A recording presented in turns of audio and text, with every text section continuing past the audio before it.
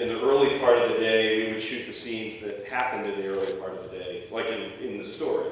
And then at the end of the day, we would shoot the scenes that happened at the end of the film. So we sort of organized it according to where the sun was.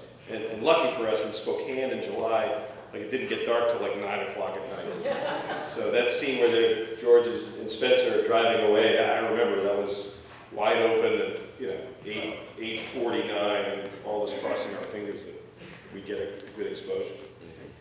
And actually, speaking of that beautiful moment at the end with the kiss between Andy and Vera, that was, as you can imagine, the cinematographer and Anna were just like, we gotta wait. And of course, for us as producers, we were like, we gotta shoot. But it was the talking. It was a really lovely set because everybody worked so well together, and it was making sure that the scene that it got the way that Adam and the cinematographer really wanted to capture that light at the moment of them kissing. So that was really something. That was just one take. Yeah. First, I'd like to say that kiss is probably going to win you the MTV Movie Award Best Kiss next year. Thanks a lot. That's going to look over great at home. Did you film that towards the end of filming or in the beginning? I know you don't film in sequence. About 3/4 of the way through, which was, we did sort of, that was important to us. I think it'd be horrible to make them kiss like on the first day.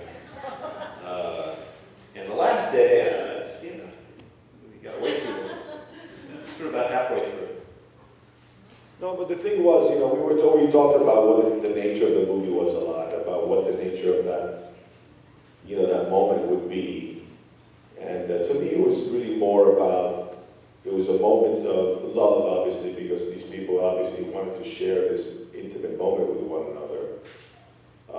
But it also had to be something that was very respectful. That it wasn't like a carnal thing, It was really not about that. It was more about like a genuine sort of like respect and respecting the day they had together.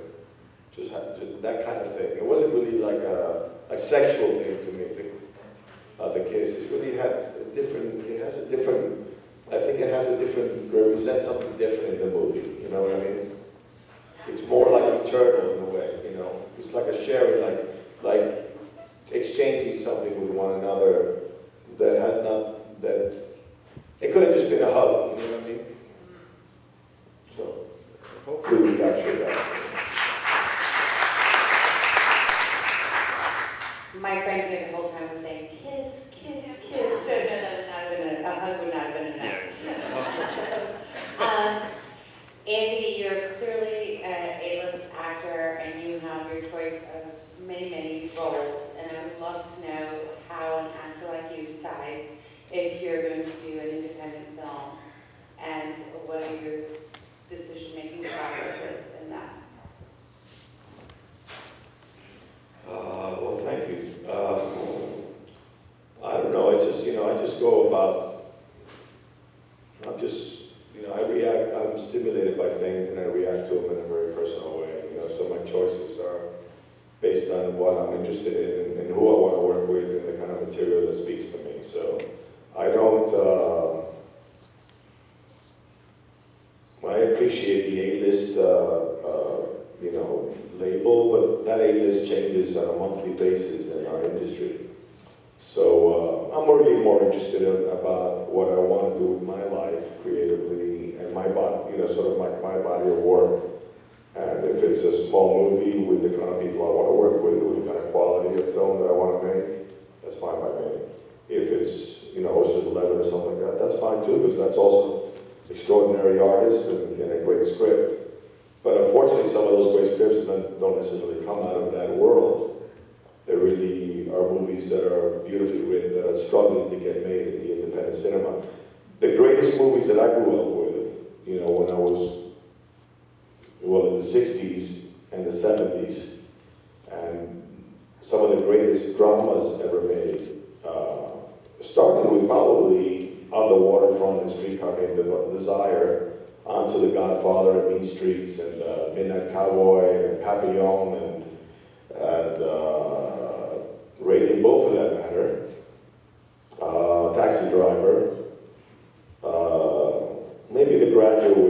Graduate would still be a studio movie because it would sneak under some sort of comedy. All those other movies would be independent films today. They would not, a studio would not touch one of those movies. The Godfather Part 1, if it was not a best-selling novel, would be an independent movie. And that's what we are in our industry today. So the greatest work and the greatest scripts out there and are in the independent American cinema, or European independent cinema, whatever, but in the independent world, struggling to get made. So I'm perfectly happy to hang my hat in that arena because that's where the strongest, more stimulating work is. That's not to say like a movie like Captain Phillips that came out as a studio movie. It looks like it's extraordinary. Tom Hanks looks, some of them sneak through, And if I can sneak in them too, I'll do them. But if not, that ain't gonna stop what I'm interested in doing. And that's what.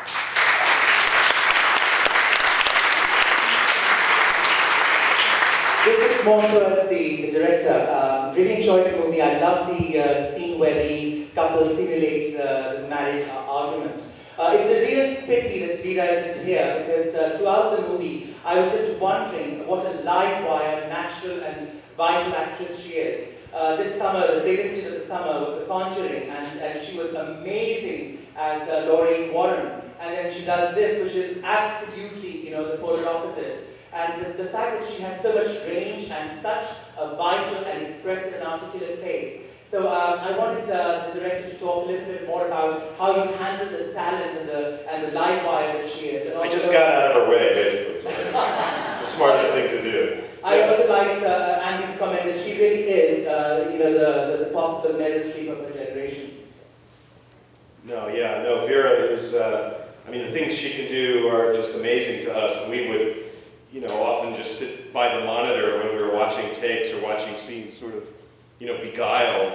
And at one point we were doing the scene in the dorm room, where after she and Andy have gotten stoned and they're, they're sort of talking, they're talking to each other, and Vera this was like the one scene I can remember where she couldn't remember her line. So she was crying and she was in character and she was like saying the lines, and then she was like, Adam, what's my line? And I didn't know how to react. I was so in the moment, and she kept asking me, what's my line? And I finally, Glenn is like elbowing me, like, I think she needs her line. And I was so taken by it. That was very typical. No, it was funny when we, Vera obviously is known for so many amazing dramatic roles in The Departed. Where was that filmed?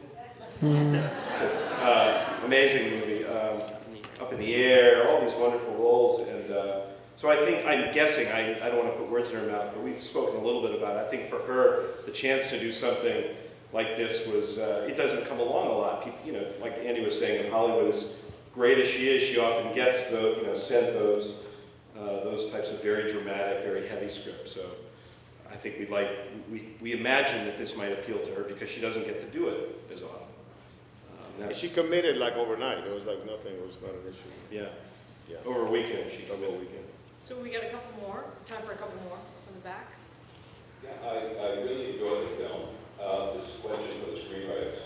It was a very romantic film, and I was interested in the tension that exists all the way through the film between what starts off as very sort of hopeful excitement in the romance, and that's always balanced against the tension of these characters, knowing that they have these very unhappy, sort of sad backgrounds. And the film ends on a very blissful note. And I wanted to know if that was the original trajectory you had planned from the very beginning, or if that's something that evolved as you wrote the story. We always knew that we wanted it to end the way that it ends. I mean, that was a choice very early on. Some of my favorite movies, when I was in college, we had this little theater, and I would go there virtually every day, and I saw movies like Roman Holiday and Casablanca, which were romantic movies and which had great love stories at the heart of them, but the people don't end up together. And there was something about the bittersweetness of that we just always connected with this story.